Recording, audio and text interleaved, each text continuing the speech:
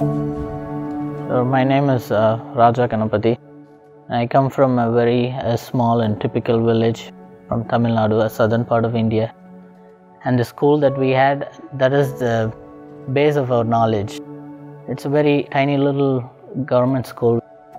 This was the time we are talking about. We did not even have electricity at my house. That's where I used to study under the street lamps on the streets. I would wake up 3 o'clock in the morning, would go to the same street lamp and study. So the only way for me to get out of that kind of a situation is to get myself very well educated.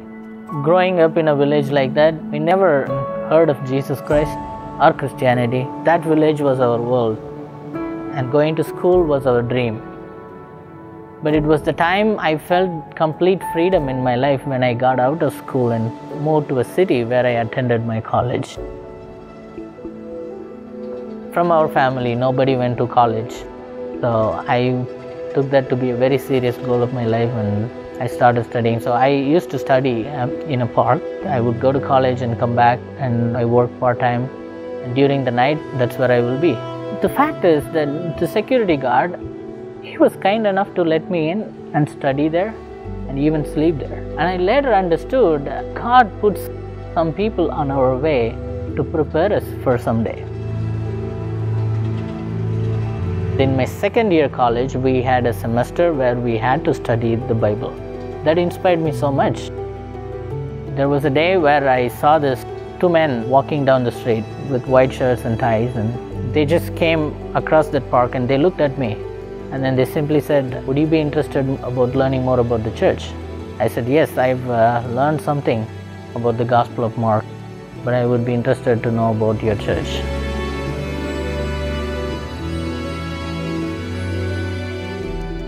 I was 18 years old at the time when I entered into the church.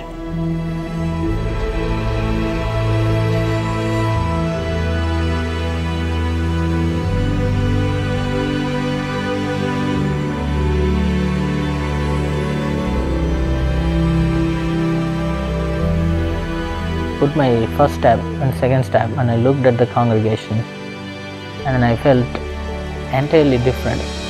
At that sacred and special place, I was considered a special person to be there at that moment.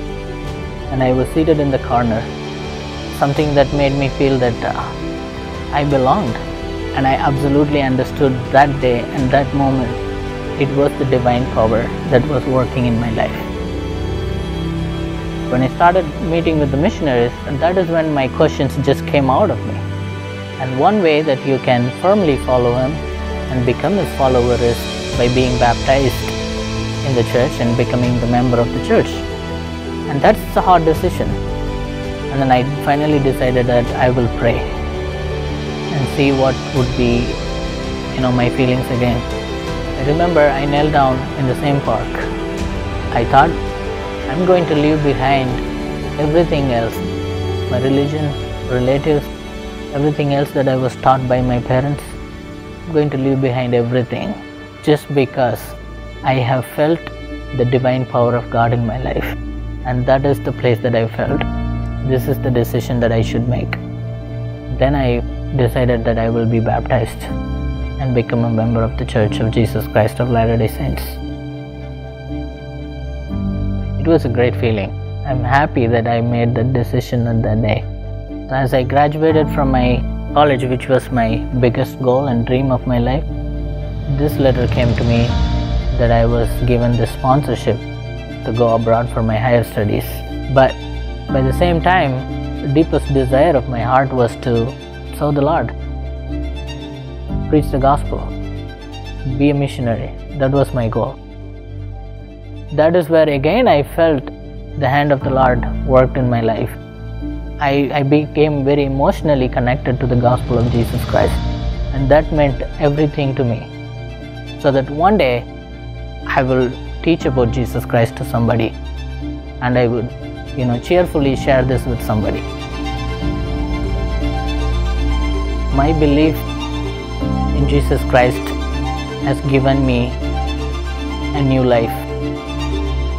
The life that is full of happiness, the life that is full of miracles, a life that is full of blessings.